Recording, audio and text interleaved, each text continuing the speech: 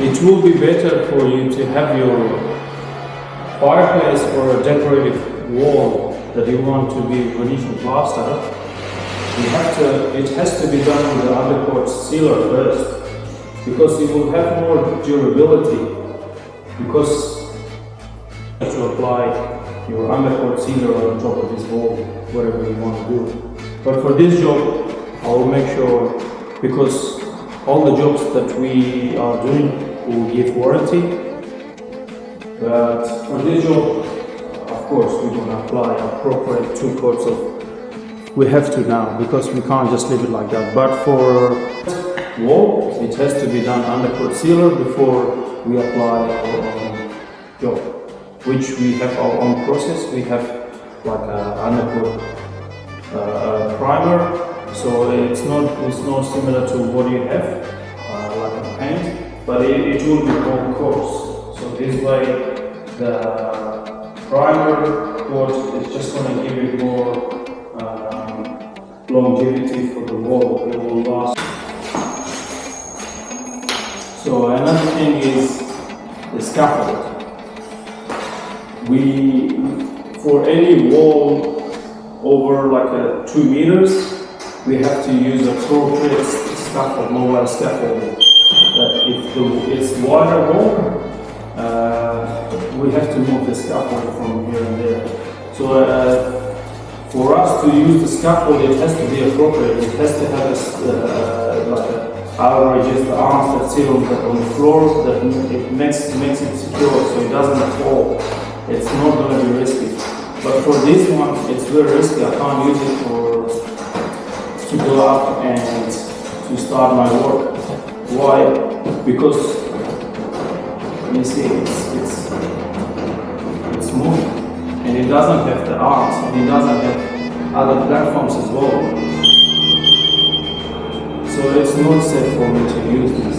I've asked them to get appropriate averages on so it can be used. And because I'm using most of my time on the scaffold when I'm doing on the wall, so pretty much at least I can say 98% of my time to do my work on the wall, I'm using scaffold, and I have to spend my time on the scaffold.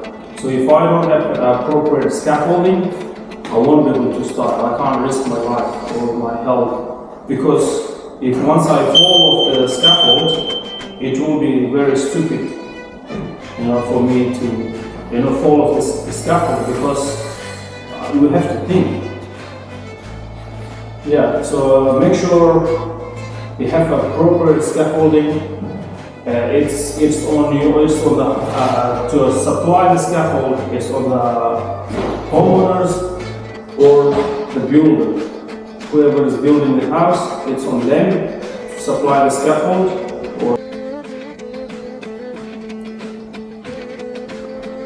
This is a huge wall, massive.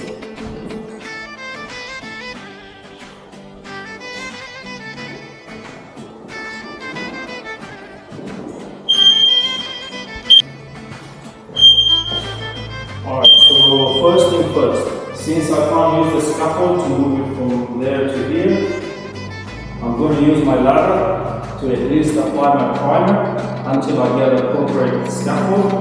So for me, the first thing to do is I have to clean it up, all the area that I'm working, and I have to mask it with water, which I'm going to start now, and I'm going to apply my primer.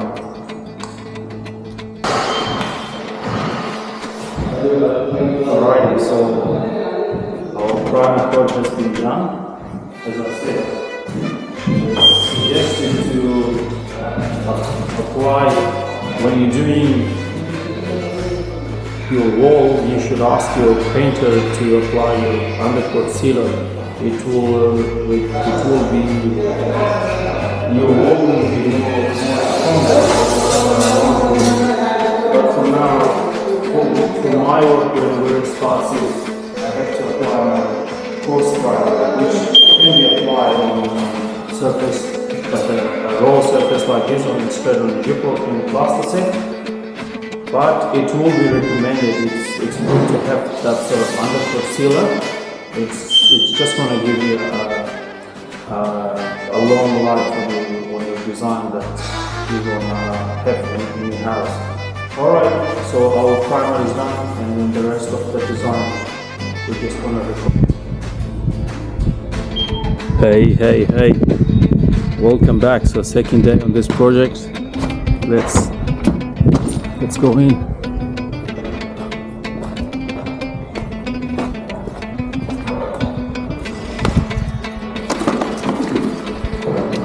Alright, so I've asked them to supply the scaffold for me, and there was few pieces of the scaffold were missing, and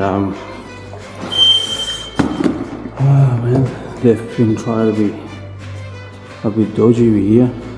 I don't know how much it's gonna cost, like at least $1,500 is not gonna cost much just to get a proper scaffold, but the house owner has been pushing me, so I have no choice just to get started on this. I hope I'll be alright. Oh man, it's dodgy people, you know, safety doesn't matter for them, or you know, people's life doesn't matter. I don't know. I mean, it's not gonna cost much, or even it costs, but if you're in the business, you have to provide proper scaffolding. Anyways, let's get started.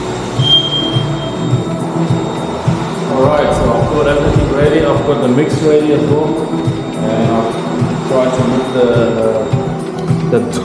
the dodgy scaffold as well. Hopefully I'll be right. Scaffold should be right as well. Hey, so yes, here we are. We've done pretty much half of the fireplace so far, and this is like my, I would say, the third mix.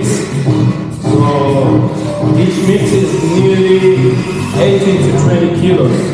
I reckon the first mix was like at least, it was a full bucket. I'm pretty sure it was more than like at least 22 kilos. But anyway, so I can say at least so far I've spent how many kilos,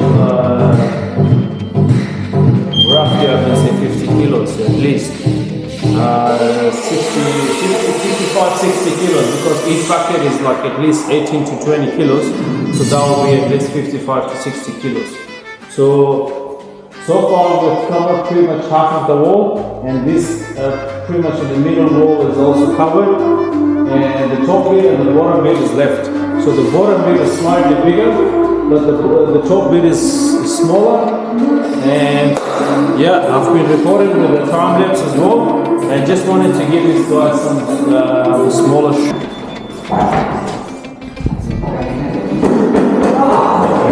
Hey, here we are, the second day of this project. So today we're just gonna polish it, apply our paint on top of it and our sealer, and that's it.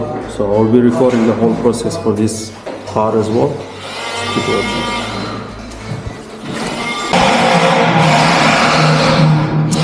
Hey, welcome back. So here we are. We have pretty much finished our split stone design here.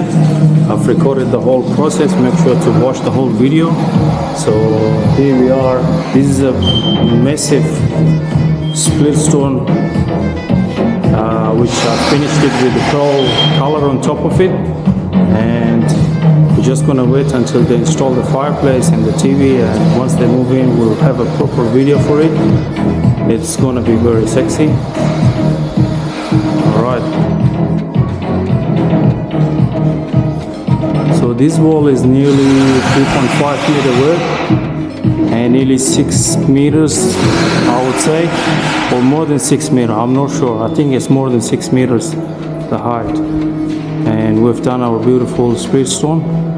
And so I've never mentioned the prices on any of the jobs, but in here I will mention the price So this wall is costing you pretty much around 5,500 plus GST. So it's less than $200 per square meter. Yes, this design is less than 200 per square meter. So 5,500 plus GST is really nothing. It's nothing. It's a deal. It's a bargain. So if you have a wall and if you want this finish, make sure to reach out, because you will never get anywhere else this finish.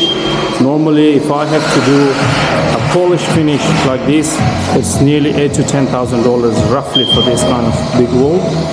But this wall, if you have this kind of big wall and you don't know what to do with it, and you don't want to leave it with only paint, I can say split stone is one of the best options for you, because you're going to save a lot of money, and especially the design. Man, this design is one of the most trending designs called split stone, and especially the colors that we have applied on top of it, it's outstanding. All right, take care.